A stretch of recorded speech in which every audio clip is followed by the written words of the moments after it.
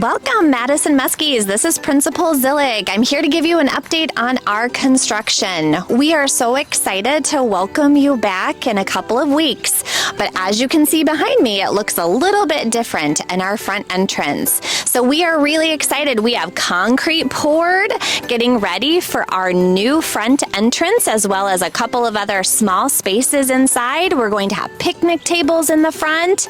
It is going to look amazing. In a few minutes, we'll talk about where I'm going to come in depending on which grade level.